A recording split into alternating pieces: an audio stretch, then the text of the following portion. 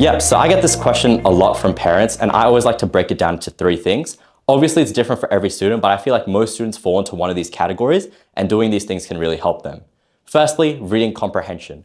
If you think about what thinking skills is as a subject, it's just pretty easy techniques, pretty easy maths, but it's just under a lot of fluff. It's said really convoluted. So I think a really important thing is having that really strong reading comprehension base. I always tell students, if they're struggling to understand a question, they can read more books, really try and challenge themselves with reading harder books. And that can really help them build a stronger base and be able to understand what harder questions are saying. Another thing that I think can help students is thinking critically. Now, what this means is just that, when you get a question and you get it wrong, you don't just throw it away and be like, I'll get it right next time. It's looking at those questions and thinking, why did I get it wrong? How can I improve for next time? And working on those skills. Thinking critically is also asking questions. I'm teaching you this as a teacher, but you should be asking, why am I learning this? Where will this be helpful? Where can I apply the strategy in my questions? And doing so will help you identify, what technique to use for which question, which is another skill that students often struggle with. The last thing that I do is always analyze your mistakes. So what I encourage in my classroom is that if someone gets something wrong, I'll obviously write it on the board, but when I say it, it's going to go out and it's going to leave your mind in an hour, right? We're not able to remember everything. But what I tell my students to do is write down what I'm saying in their own words. This helps them consolidate the knowledge and ensures that in a week, when they've obviously forgotten what I've said in class, they're able to go back onto their notes and actually see what they've learned so they can apply it in future questions. So yeah, I think those three strategies are very helpful for kids who want to improve in thinking skills.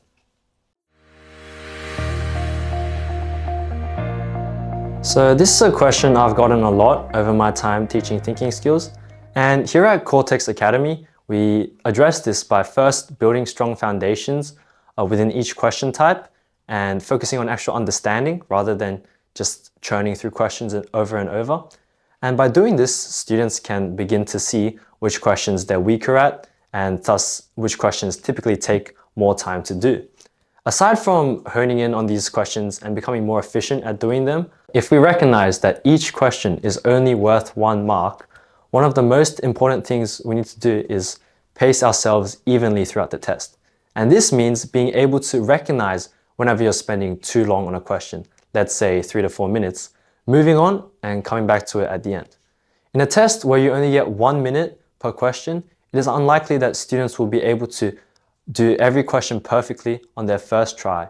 So it is more efficient to secure marks on the questions which you are confident in and come back at the end to address those harder questions. So there are many things that you can do to study effectively and efficiently, and I'll give you 3 of my key tips that I used. So I believe that first and foremost, consistency is key. And when I first started studying for the selective test, I wasn't doing very well and I was only getting around 60% on my mock exams. But as the year went on and as I started studying and finding my weaknesses, I eventually got into James Roos first try. And this brings me to my next point, which is that you should study smart, not hard. So although consistency is important, it's important to allow yourself time to breathe and recover mentally and physically, whether it be through different hobbies or games that you like to play. And when you study, don't mindlessly repeat questions that you know you can get right, but instead identify your weaknesses and focus on improving those. And that includes reviewing mock exams and tracking progress over time. The final tip that I would give is to dedicate a space specifically to studying. For me, that was something like the library or the living room, which is any sort of space that doesn't have my bed or my toys in it where I could be distracted. I think it's important to notice that when it comes to burnout, it's not because the students practice too much, it's because the students practice so much and noticed no improvement. And so I think it's important to emphasize that when it comes to a student's learning, it's important to focus on quality over quantity. It's important that when students are doing questions over and over, they find the mistakes they're making and set goals to make sure they prevent doing these mistakes again. And by setting these small goals and working towards a continual improvement, students will see this improvement through their results, which will greatly minimize any chance of burnout. Yeah, so there's 2 big things that I see which selective kids do that others might not be doing. And the first one is using their school holidays effectively. If you think about it, in the whole year, you have 6 weeks, the 6-week long week break, and you have 3 2-week breaks dispersed throughout the year. While it's important for kids to enjoy these breaks because they are young, they're year 5 or year 6, you only really get one shot at the selective test. So I always encourage my students to be using these school holidays wisely. What that means is that if you feel like you're not achieving your personal best, or you feel like you want to go from good to great, you can use this holidays to get ahead of everyone else by pushing yourself, doing questions, doing a set amount of work, and just keeping disciplined to ensure that you're not forgetting everything that you've learned through the past year. Another thing that I really encourage students to do is review their mistakes. So if a kid gets a mistake, they've done all the analysis, what they've done wrong, what they're going to do next time. It's one thing that's actually analyzing it and another thing actually doing it. So I always encourage my students, after you get something wrong, review it, analyze it, and then wait a couple of days so the actual answer goes out of your mind and reattempt the question. That's how you actually consolidate the knowledge that you've learned, and that's how you make sure that you're not going to make the same mistake in the future. And I think those skills are what's going to push a kid who may be on the edge of getting into selective into actually making it into the school that they want. Okay, so I believe this question is highly individualized, but some general feedback I can give to parents is, first of all, talk to your child about how their learning can apply to, let's say, what they enjoy or perhaps their extracurriculars. For example, with thinking skills, if your child likes debating, maybe you could talk about how arguments and logic within critical reasoning can apply to that.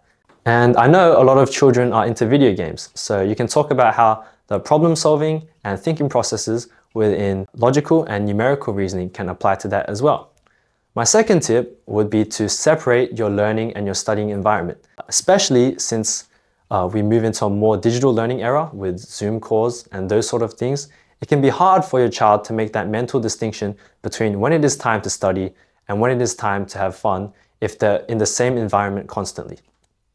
My third tip would be to focus on shorter study sessions with intention rather than just going through questions over and over for hours, as children at this age haven't really developed that ability to study for hours on end. So it's more efficient to focus on those shorter sessions. And last but not least, reward your child for the efforts they put in rather than just their marks, because a child's marks aren't always going to be linear, right? They're going to have ups and downs. So if you reward them for their efforts, they're going to consistently show up, and with that consistency, their results will follow.